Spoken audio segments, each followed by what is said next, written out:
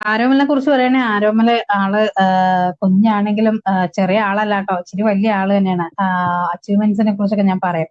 അതായത് media plus TV ചാനലില്, Akashvani തുടങ്ങിയ ദൃശ്യശ്രവ്യ മാധ്യമങ്ങളിലൊക്കെ programme ചെയ്തൊരു കുഞ്ഞു കുട്ടിയാണ് നമ്മുടെ ആരോമൽ കുട്ടൻ.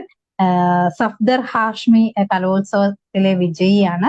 കേരള ശിശുക്ഷേമ സമിതിയുടെ ശിശുദിന കലോത്സവം ലൈറ്റ് മ്യൂസിക്കിലെ വിന്നർ കൂടിയാണ്.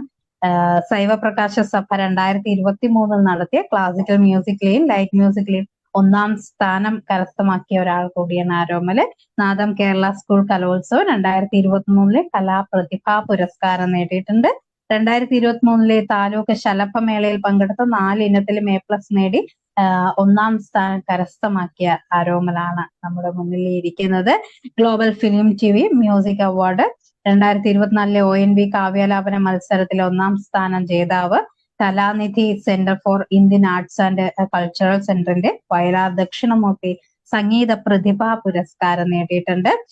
മുത്തുകൃഷ്ണപിള്ള മെമ്മോറിയൽ എൻഡോമെന്റ് മ്യൂസിക് അവാർഡ് ലഭിച്ചിട്ടുണ്ട്. കൂടാതെ ചെമ്പൈ സംഗീതോത്സവം, നിരവധി ടാലന്റ് ഷോകളിലും ഗാനമേളകളിലും പ്രോഗ്രാംസിലും സ്റ്റേജ് ഷോസിലൊക്കെ തന്റെ മികവ് അല്ലെങ്കിൽ തന്റെ കഴിവ്, മികച്ച ആ ഒരു കഴിവ് തെളിയിച്ച ഒരു വ്യക്തിത്വം കൂടിയാണ്, ഒരു കുഞ്ഞു വ്യക്തിത്വം കൂടിയാണ് നമ്മുടെ ആരോമൽ കുട്ടൻ എന്ന് തന്നെ പറയാം.